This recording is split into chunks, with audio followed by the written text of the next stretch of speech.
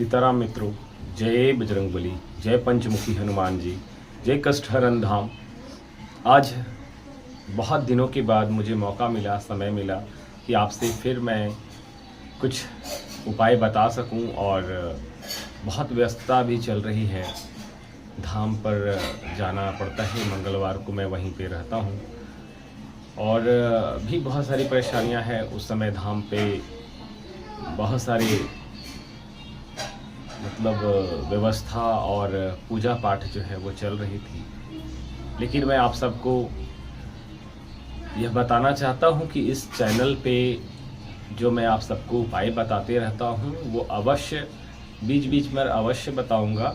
और दरबार की वीडियो और भी बहुत सारे ऐसे वीडियो हैं जो प्रत्येक दिन कुछ ना कुछ भेज ही देता हूं। लेकिन अभी ये चैनल जो है मैं खुद हैंडल नहीं कर पा रहा हूँ। मेरे बहुत जो शिष्य हैं जो साथ में रहते हैं वही हैंडल करते हैं। तो इसके लिए कमेंट का जवाब या फिर और भी कुछ व्हाट्सएप पे जवाब जो देता था वो मैं ना दे करके मेरे शिष्य लोग जो हैं वही अभी वो हैंडल कर रहे हैं, वही दे रहे हैं, क्योंकि मुझे समय नहीं मिल पा रही है। लेकिन मैं लाइव में आकर के प्रत्येक रविवार को या सोमवार को आकर के आप सबको ज़रूर सुनूंगा। आप जो भी प्रश्न अपना रखेंगे उसका उत्तर भी दूंगा और धाम पर आएंगे तो आपसे अवश्य मिलूंगा भी। आज एक बहुत ही सुंदर उपाय आप सबके लिए बताने आया हूं। आज का उपाय है शनिवार की जो दिन होती है उस दिन की कैसे पूजा की जाती है, किस तरह से एक कहे तो शनिवार की जो विशेष पूजा होती है उसमें किस तरह का नियम पालन करना चाहिए और शनिवार को कैसे कैसे उपाय हम कर सकते हैं अपने स्वास्थ्य को ठीक रखने के लिए, अपने घर को ठीक रखने के लिए, अपने बिजनेस व्यापार में प्रगति के लिए। तो आज उसी पे मैं एक जो है ये वीडियो बनाया हूँ। तो ध्यान से सुने और स्किप ना करें, आराम से बढ़िया से देखें। क्योंकि अगर आप धाम पर या कहीं जा कर के गुरु जी से नहीं मिल सकते हैं, अपने प्रश्नों का उत्तर नहीं जान पा रहे हैं, तो कम से कम वीडियो के माध्यम से हम सबका यही प्रयास होता है कि प्रत्येक सनातनी को अपना जो बात है वो पहुंचा दूं और जो धर्म से विमुख हो चुके हैं उन्हें धर्म के रास्ते पे लाऊं। और जो इधर उधर भटक रहे हैं, कभी मज़ार पे, कभी चादर चढ़ाने, कभी कैंडल जलाने, वो ना जला करके ना चढ़ा करके अपने धर्म पे टिक करके हनुमान जी पे भरोसा करके उपाय करे, पूजा करे। आपकी जो समस्या है वो यहीं से दूर हो जाएगी। भगवान पूजा पाठ और आस्था विश्वास के द्वारा ही वो आपसे खुश हो जाते हैं। और देखो, भगवान को पाना बहुत मुश्किल होता है। ऐसा नहीं है किसी के पास आपने चादर चढ़ाया या कैंडल जलाया तो तुरंत जो है वो आपका समस्या दूर हो जाता है। तो अपने सनातन से विमुख ना हो करके अपने ही धर्म में बहुत सारे देवी देवता हैं, आप उनकी पूजा करें, आराधना करें और आप बिल्कुल खुश रहेंगे। मुझे विश्वास है आपकी जो भी मनोकामना इच्छा होती है वो हनुमान जी अवश्य सुनते हैं। किसी न किसी रूप में आके हनुमान जी अवश्य उत्तर भी देते हैं, आपकी जो समस्या है उसमें साथ भी देते हैं। तो चलिए, आज का विषय जो है वो शनिवार में पूजा कैसे करनी चाहिए, शनिवार के दिन की पूजा की क्या खासियत है और करने का क्या नियम है। देखिए, शनिवार को मैं अगर बताऊं तो जो व्यक्ति ब्रह्म मुहूर्त में प्रतिदिन नहीं भी उठ पाता है, कम से कम शनिवार को ब्रह्म मुहूर्त में उठने का प्रयास करें। कहने का तात्पर्य है कि 4 बजे 5 बजे तक कम से कम वो पूजा पाठ के लिए रेडी हो जाए। और उसके बाद अगर उसके आसपास में कोई पीपल का वृक्ष है तो पीपल के वृक्ष में थोड़ा सा गुड़ डाल करके आप पीपल के वृक्ष के पास जा करके ओम ब्रह्म देवताई नमः ऐसे करके आप ओम 33 कोटि देवी देवताई नमः ऐसे इस तरह से उच्चारण करके आप वो जो जल है उसको अर्पण करें। ओम शनि देवताई नमः, इस तरह से 2 3 4 मैं आपको जो मंत्र बता रहा हूँ ये 2 3 मंत्र आप बोल करके धीरे धीरे जो है वो जल को अर्पण करें। एक सरसों का दीपक लेकर जाए और जा करके वो जला करके आ जाए। ये हो गई पीपल के पास जाकर के पूजा, वो शनिवार को ब्रह्म मुहूर्त में।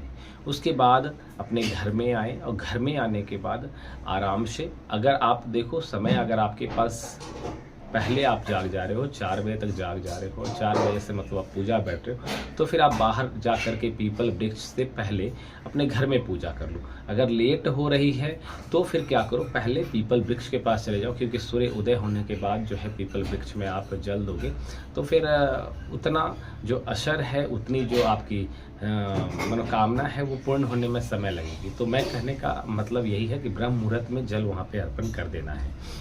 दूसरा, आप घर पे अगर आते हैं, लेट आपका है, मैं लेट से ही चल रहा हूँ, तो घर पे आकर के पूजा आप करते हैं, तो पूजा में आप क्या करें कि एक सरसों का दीपक घर में भी जलाएं, एक घी का दीपक जलाएं, वो पूरे घर में दिखा करके आप वहीं पे ला करके हनुमान जी के पास, और या फिर आप राम जी के फ़ोटो रखे हैं, हनुमान जी का फ़ोटो रखे हैं, आप तो घर में आपके बहुत सारे फ़ोटो होंगे, तो उनके पास एक दीपक वो लौटा करके घर में सब दिखा करके वो घी का दीपक लगाए और एक सरसों का तेल हनुमान जी के पास जला दें। बैठ कर के कम से कम 2 माला से 3 माला आप सीताराम का जाप करें। फिर आप क्या करें कि हनुमान चालीसा पाठ करें।